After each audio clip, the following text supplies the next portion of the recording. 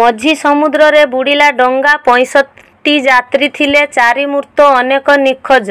नुआदिल्ली 3/7 Indonesia बाली द्वीप रे बड़ अघटन घटी 65 जन को नहीं जाउथिला एक डंगा बुड़ी जाइछि।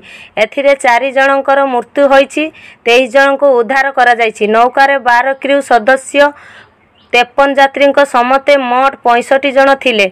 डंगारे 14 ट्रक को मिसाई 22टी गाड़ी थिला। समस्ते छुट्टी मनैबा को जाउथिबा बेले अघटन घटी। इंडोनेशिया रिपोर्ट द्वीप बाली निकट में 65 लोकों को नहीं जाउथिबा एक डंगा बुड़ी 4 जनकर मृत्यु होइछि। एथिरे 4 जनकर मृत्यु होइछि, 23 जन को उद्धार करा जाइछि। अनेक निखोज अछंती, उद्धार कार्य जारी रहिछि। मृत संख्या बढ़िबा आशंका करा जाइछि। बुधवार विलंबित राति जाए उद्धार कार्य जारी रहिथिला। 4 मृत्यु 23 सुरक्षित उद्धार। जातीय संधार एवं उद्धार संस्थार एक विवृत्ति रे कुआ जाइछि कि बुधवार विलंबित रात्रि रे पूर्व जाभार केतापांग बंदर छाड़ीबार प्राय अध घंटा पर केएमपी टुनु प्रातामा जया बुड़ी जाउथिला। यह 50 किलोमीटर दूर बालीर गिलीमान बंदर को जाउथिला।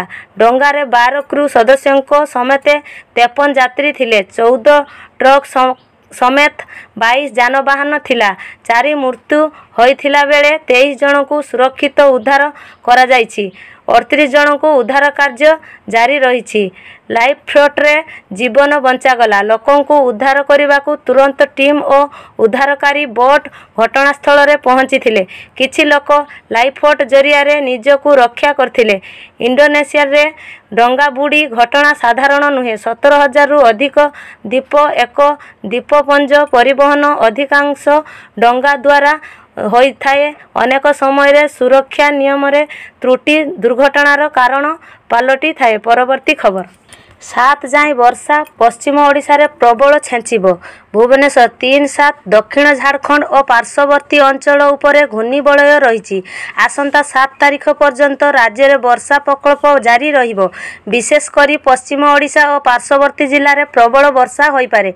5 रु 7 अधिक वर्षा संभावना अच्छी। तापर वर्षा परिमाण कमिबो एभली पूर्वानुमान देखाई भुवनेश्वर पाणीपाग केन्द्र। बन्या नियंत्रण कक्षर सूचना अनुसार राज्यर बन्या स्थिति रे सुधार आसी। सुवर्णरेखा बुढ़ाबलंग जलका और बैतरणी नदीर जलस्तर ह्रास पाइबा सह विपद संकेत तले रही। उपमुख्यमंत्री प्रभाती परिड़ा बन्या स्थिति समीक्षा पाई गुरुवार बालेश्वर गस्त करिवे।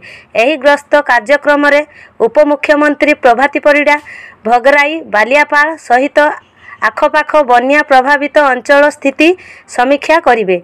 प्रशासनिक प्रस्तुति नहीं आलोचना करिवे। एही कार्यक्रम रे उपमुख्यमंत्री आकाशमार्गरू बन्या प्रभावित अंचल स्थिति अनुध्यान करिवे।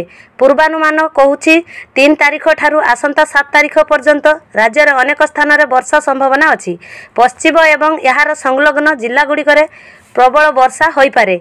गुरुवार अनेक स्थान रे हालुकारु मध्यम वर्षा सह बरगढ़ सोनपुर बलांगीर बौद्ध नुआपड़ा प्रबल वर्षा आशंका अच्छी। 4 तारिख बरगढ़ बलांगीर और सोनपुर रे प्रबल एवं अनेक स्थान रे हालुकारु मध्यम वर्षा हो पारे। 5 रे वर्षा परिमाण बढ़ी पारे। अनेक स्थान रे वर्षा सह मयूरभंज केन्दुझर और सुंदरगढ़ रे प्रबलरु प्रबलतर वर्षा नहीं ऑरेंज वार्निंग जारी करा जाइछि।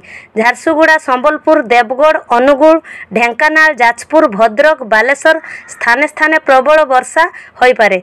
6 तारिख रे अनेक स्थान रे वर्षा एवं झारसुगुड़ा और बरगढ़ रे प्रबलरु प्रबलतर वर्षा आशंका अच्छी। संबलपुर देवगढ़ केन्दुझर सुंदरगढ़ रे प्रबल वर्षा हो पारे। 7 रे अनेक जगह रे वर्षा संभावना थिबा बेले झारसुगुड़ा और बरगढ़ रे प्रबल वर्षा नहीं सतर्क सूचना जारी करा जाइछि।